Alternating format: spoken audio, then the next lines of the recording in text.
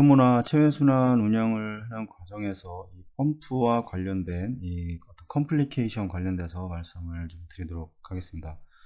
이 히몰라이시스 이제 용혈 현상이 이제 발생을 하게 되는데, 대부분은 이제 체외순환 과정에서, 체외순환 에크모 과정에서 이 옥시네이터 들어오고 아트리얼 필터에서 환자한테 들어가게 되는 과정에 이 라인이 연결이 되고, 이 대부분은 이런 이 체외순환 이 익스트라 코포리얼과 관련된 모든 것 대부분은 이제 히몰라이시스는 이 펌프, 이게 뭐 롤러든 아니면 이 센트리퓨갈이든 이 롤러와 관련된 이런 펌프와 관련된 이거에 의한 원인으로 이제 발생되는 히몰라이시스가 이제 가장 흔하다고 이제 생각이 되는데, 여기서 이제 헤몰라이시스는 이제 그 엘소 레지스트리에서 이제 플라즈마 프리 헤모글로빈이 이제 데시리터당 이제 50mg을 이제 초과하는 농도로 이제 이렇게 나타내게 되고, 이 플라즈마 이 프리 헤모글로빈은 이제 대부분의 조건에서는 이제 10mg 이하인데, 여기서 이제 50mg 이상 이제 상승하는 경우에는 이제 이 원인을 이제 찾아야 합니다. 그래서 이 상승된 플라즈마 프리 헤모글로빈에 이제 발생되는 이제 원인은 이 어떤 간헐적인 비너스 라인의 이제 채터링, 이 채터링이라고 하는 거는 라인이 있고, 이제 센트리퓨갈이 회전하는 단계에서 이게 이제 어떤 이 캐놀라가 들어가 있는 이 위치에 따라서 이 조직에서 이제 어떤 네거티브 프레셔로 인해서 이 조직이 붙었다 떨어졌다 하는 이런 과정에서 이제 그 채터링이 발생을 하게 되는데, 이런 채터링으로 인해서 이제 공동화 현상이 이제 발생을 하게 되면서 여기 이제 에어가 유입이 된다던가 뭐 이런 식의 이제 문제를 발생을 하게 되는데, 이런 문제에서도 이 이제 히몰라이시스가 이래서 이제 비너스 라인에서의 이제 채터링 현상에 의해서 이제 발생을 할 수가 있습니다. 원심성 또는 이제 롤러 펌프에 의해서 이제 형성되는 이 어떤 이제 과도한 이 네거티브 프레셔가 이제 형성이 되는 경우에도 마찬가지로 이게 이제 이런 채터링이 발생을 하게 다 연관이 되어 있는 건데, 이 네거티브가 갑작스럽게 뭐 마이너스 600 뭐 밀리미터 이제 머큐리라던가 이런 이상의 이제 순간적으로 이 상승되는 이 네거티브 압력에 의해서 이 혈액이 이제 손상이 되는 이런 문제들이 발생을 할 수가 있고, 그래서 이런 채터링이라던가 이런 것들은 이제 좀 피해야 되는 이런 상황입니다. 이 채터링이 일어나는 경우에는 보통 캐놀라가 이제 RA에 이렇게 삽관이 되어 있는데, 이 캐놀라 RA로 충분한 혈액이 그 공급이 되지 않아서 이런 발생이 돼서 이제 이런 RA가 이제 그 볼륨이 이제 줄어들게 되고, 이 조직들이 옆에서 붙었다, 과도한 네거티브가 걸리면서 조직이 붙었다 떨어졌다 하는, 이 펌프에서 인과 이제 아웃을 봤을 때 이 인은 네거티브 프레셔이고 이쪽은 이제 포지티브, 펌프를 기준으로 포지티브 프레셔가 형성이 되기 때문에 이 네거티브 프레셔가 이제 너무 강할 경우에 이제 이런 문제들이 이제 발생을 할 수가 있고, 그다음에 이제 공기와 이 혈액의 이제 인터페이스, 이 카디악 심장 수술하는 동안에 이제 그 관련된 이 공기와 블러드가 이제 그 인터페이스가 같이 만나면서 이런 문제가 발생할 수 있고, 이 환자가 수술 후에 이제 어떤 즉시 이제 ECLS를 가동하는 경우에서 특히 이제 많이 발생을 할 수가 있다 하고, 이 회로를 통한 순환과 관련해서는 이제 하이 시어 스트레스와 관련한 이 터뷸런스 플로우의 형성이 이제 또 이런 이제 히몰라이시스를 이제 발생을 하는 이제 원인이 됩니다. 그 다음에 이제 보통 카테터가 작게 들어가는 경우, 특히 아티랄 카테터가 사이즈가 이제 작은 경우에는 여기서 이제 젯 플로우가 형성이 되면서 이 젯 플로우에 의해서 이제 또 히몰라이시스가 이제 발생을 할 수 있습니다. 그래서 이 양압과 이 음압에서 이제 모두 발생을 하게 되는데, 특히나 이제 음압이 가장 이제 흔하게 이 채터링이라든가 이런 게 발생을 하면서 이제 이런 문제들이, 이 히몰라이시스 관련된 문제들이 발생을 할 수 있고, 이제 또 이게 이제 이슈가 됐던 건데, 이제 힛 익스체인저 이제 멤브레인을 통해서 물과 혈액이 이제 혼합이 되는 경우에 이제 즉각적으로 히몰라이시스가 발생할 수 있습니다. 이게 그 이제 뭐 이제 체온 코어 템퍼처를 조절하기 위해서 이제 힛 익스체인저가 이제 보통 그 옥시네이터나 다 달려 있는데, 이게 완전히 이제 혈액과 물과 분리가 되어 있습니다. 이게 물이라고 하면 혈액이라고 그러면 이제 분리가 되어 있는데, 이 부분들이 나중에 어떤 그 구조적인 결함으로 인해서 이 그 히터 쿨러의 그 소독 물과 이 혈액이 직접적으로 이제 접촉하는 경우에 이게 즉각적으로 이제 히몰라이시스가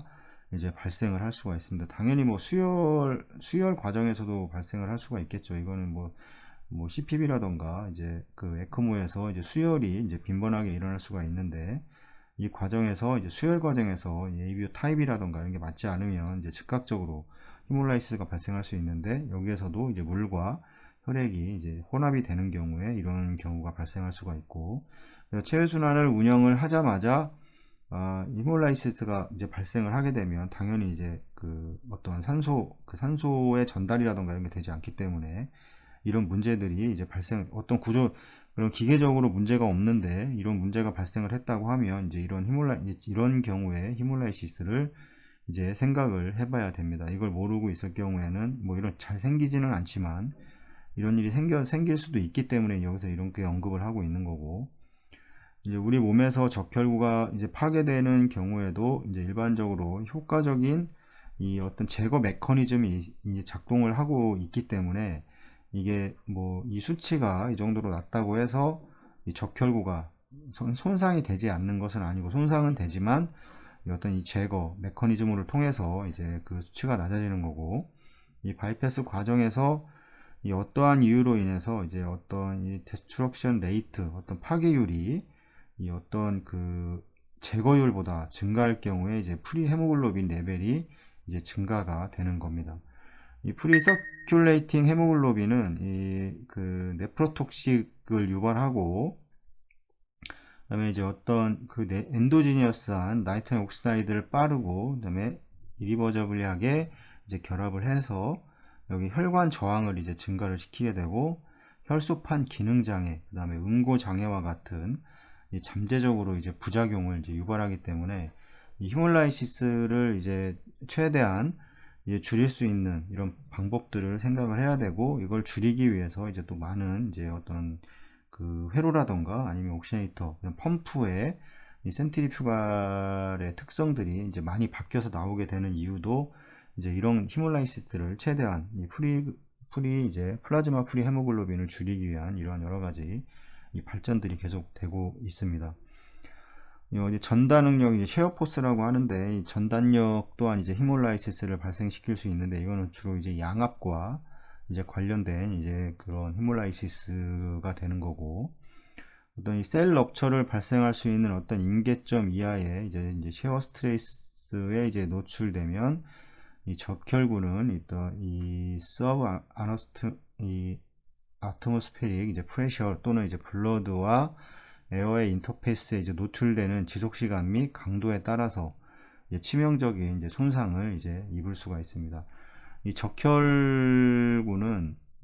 주로 이제 음압과 이제 양압이 보통 다 형성되는 곳에서 이제 이동을 하기 때문에, 주로 이제 양압에서는 좀 잘 견딥니다. 이제 근데 음압에서는 이제 즉각적으로 파괴가 일어날 수 있기 때문에, 이 음압과 양압에서 이제 음압을 더 이제 좀 조심을 해야 되는 상황이고, 이 RBC는 이제 용해되지는 않는데 이제 경직되고 이제 어떻게 딱딱해져 가지고 이제 미세 순환으로 들어가 이 폐와 장기에서 이 산소를 교환하거나 이제 방출하는 것을 이제 더 어렵게 이제 만들 수가 있습니다. 그래서 RBC가 이제 파괴되거나 이런 경우에 이런 문제가 생길 수가 있고, 이 적혈구는 이제 다른 혈액 세포보다 이제 전단 응력에 더 잘 저응을 합니다. 뭐 류코사이트라던가 뭐 플래틀릿, 그 다음에 이제 윌브랜드 프로테인은 훨씬 더 취약해서 임상적 관련성이 조사되고 이제 인정이 되고 있다고 하고, 이 센트리퓨갈 이제 블러드 펌프에 의한 이 혈액세포 손상은 이 펌프의 설계와 그 다음에 어떤 그 회전의 속도, 그 다음에 석션의 프레셔, 압력 헤드 및 이 공기 및 이제 응고의 존재에 따라서 이제 달라지게 되는데, 이 센트리퓨갈 펌프를 이제 RPM을 상승시키면 시킬수록 물론 이제 전단 응력도 증가를 하게 되고 음압도 이제 증가를 하게 되는 겁니다. 그래서 이 부분에 대해서 이제 이런 것들을 이제 조절을 해서 가장 적정한 플로우를 유지를 할 수 있도록 해야 되는 것이고, 이 센트리퓨갈 펌프와 롤러 펌프와 관련된 히몰라이시스와 이 블러드 핸들링의 비교 결과 이 센트리퓨갈 펌프가 헤몰라이시스가 이제 적은 것으로 나타났는데, 이것도 마찬가지고 롤러와 센트리퓨갈에 대한 어떤 비교 이런 논문들이 많이 있는데 큰 차이는 없지만 그래도 이제 센트리퓨갈 펌프가 이 혈액을 눌러서 이제 이 진행을 시키는 이 롤러 펌프보다는 이 회전에 의한 이 플로우의 이 형성이 좀 더 이 헤몰라이시스를 덜 일으킨다. 이렇게